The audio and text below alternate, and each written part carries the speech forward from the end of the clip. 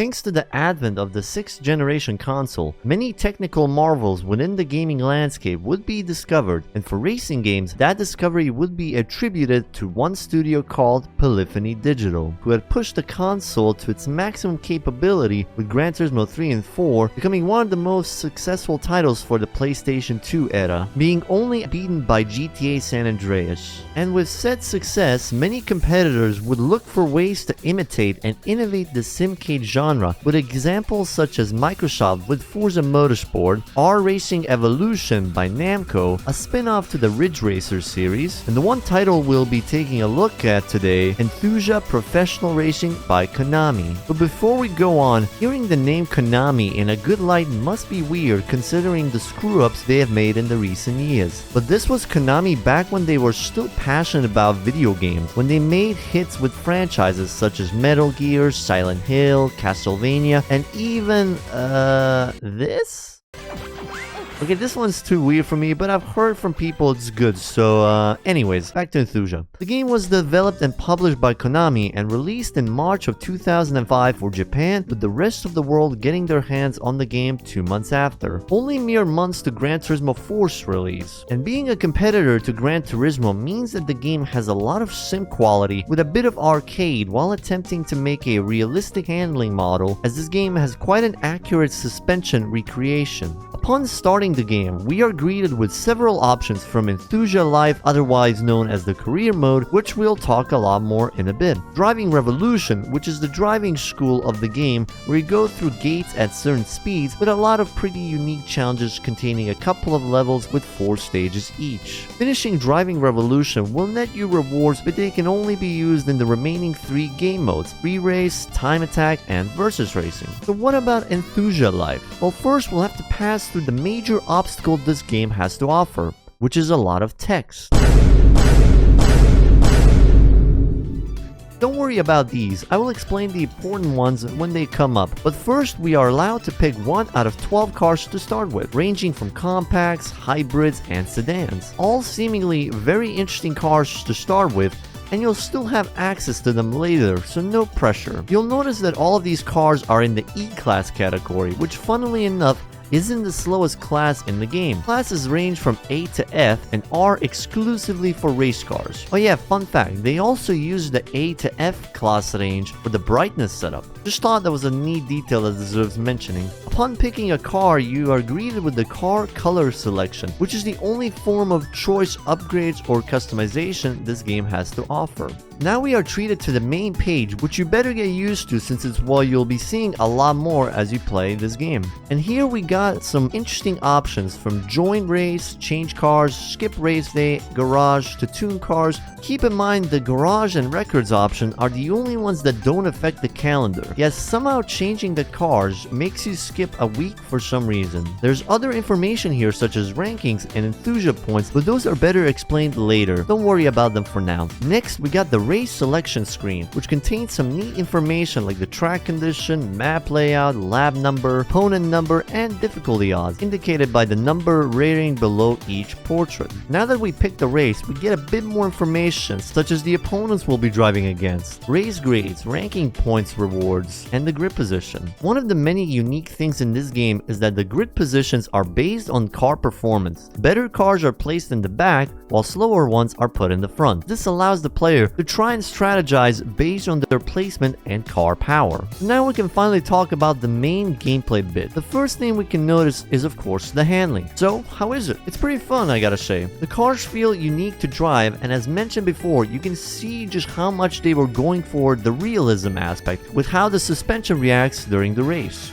Each car drives differently, so it's definitely encouraged to try out any different car you come across throughout your playthrough. You'll notice the Enthusia points bar in the bottom left. That bar is basically your health, and it decreases every single time you go off track, crash into a wall, or other opponents. Running out of Enthusia points won't mean you lose the race, however it does mean you'll get penalized by not being allowed to join in any race for the next week. While the regular races have you racing against 5 opponents, there's also one-on-one events which you can participate, which can be rally events or mountain toge events. The AI in this game can go from pretty good to pretty horrible, as they can be very challenging, especially with a faster car, and at the same time so stupid that it becomes unfair as they hit you and you're the one getting penalized for it. Dude, he hit me and I lost points! Literally, he hit me! How's that my fault? Bloody bastard.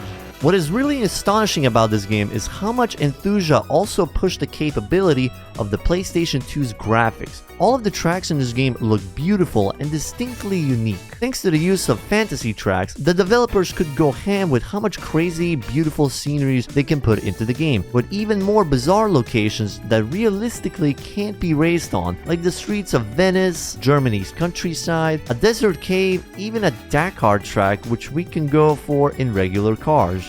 Anyone there? The rally's a bit, yeah, I don't think anyone's crazy enough for that. We can't really talk about Enthusia without mentioning its amazing soundtrack. The game utilizes original composed music with each piece individually designed for the tracks. Take a listen.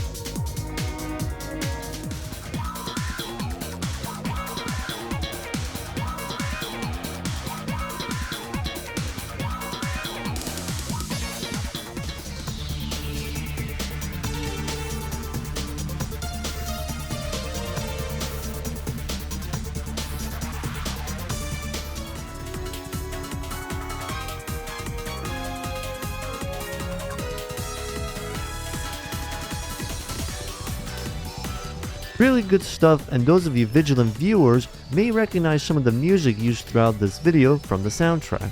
Finishing the race, we are treated with a page filled with very detailed information regarding what happened in the race, from points where the top speed was reached, points where you overtake or got overtaken, etc. It is a very interesting and unique aspect, as not many games offer this kind of detail. Because there's no currency in this game, we need to talk about how to earn cars in this game, which is via car raffles that happens at the end of every single event.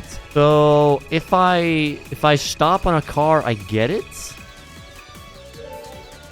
Ooh, 360 horsepower, man. the cars available in the raffle are determined by the cars driven by opponents. The raffles can also be pretty funny when there's only one opponent in a race. Does that mean we now spin? Spin for one car? I don't know. I think it might roll on the Storia. I don't know, just my guess.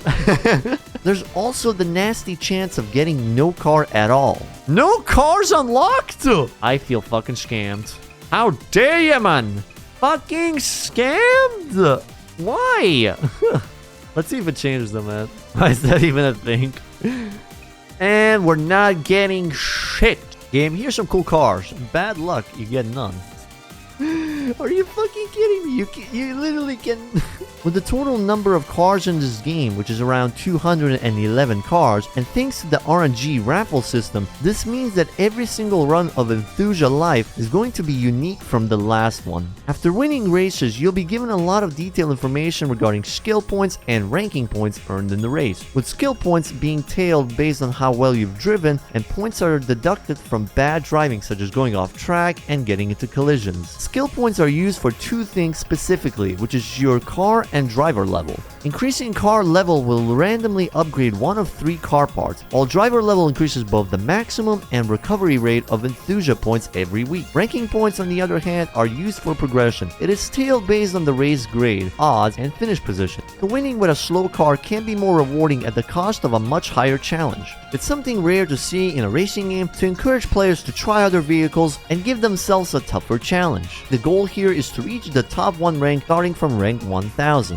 However, the game only counts the last 12 weeks of races, so skipping race weeks can be fatal and causes progression to be halted. Enthusia Life, despite being what many consider as a Gran Turismo clone, offers a whole lot more and is absolutely different in identity. This is a game that fully encourages clean driving and pushing oneself further, with the option to make races harder for faster progression in return. It really just shows how much talent was contained within Konami back then, with Enthusia showcasing how much they could push the genre further. It is a shame that the game did not sell well, as it was overshadowed by Gran Turismo 4, but it's an even bigger shame with what has happened to Konami. So many great titles made, proving their capabilities as a developer and publisher, but in the late 2010s, they have decided to mostly abandon game development for things such as pachinkos and the few select games such as eFootball and certain Yu-Gi-Oh titles. The disrespect they harbor towards fans of their franchises, with Metal Gear Survive being a bastardized version of Metal Gear Solid 5 and the cancellation of Silent Hill. What a shame. While it is very unlikely we'll ever see a continuation of Enthusia, I can simply hope that maybe another developer will take a look at this game and start taking notes. It would be an absolute shame to see this game be remembered as nothing but a Gran Turismo clone. And for those of you watching this video, I would absolutely recommend this game if you want to try out something good but unusual with the original hardware or emulator, though you may appreciate a bit of save scumming with the emulator for those raffles. If you made it to the end of this video, thank you so much for watching and sticking around. Hope you have a good rest of your day. Peace.